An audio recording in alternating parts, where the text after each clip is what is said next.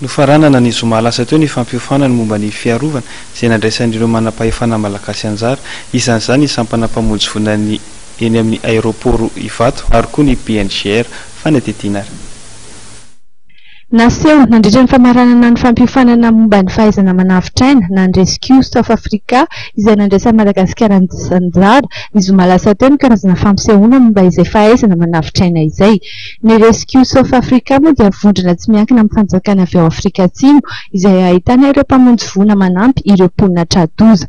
Ny 15 ny volana Oktobra lasa teo teto Madagasikara izy ireo hanome fampiofanana ho an'ny mpamonjy vona miisa 15 ka ny 17 tany Antsohi, ny 30 tany Ankadikely ary ny 30 tany Alasora.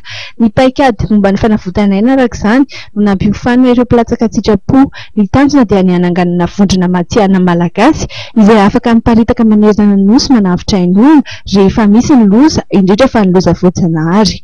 Tsy eto an-toerana ihany anefa no isian'izy ireo fa afaka mipaka hatrany Afrika Australa ihany koa. Misy ihany koa ny fanomezana fitaovana ho an'ny fanavotana aina izay natolotra an'ireo corps de protection civile tamin'ny alalan'ny BNGRC ary izany dia vokatry ny fanampian'ny gouvernemanta japonais. Mitetina iray tapitrisa $, ny fanomezana izay natolotra ny firenena japonais.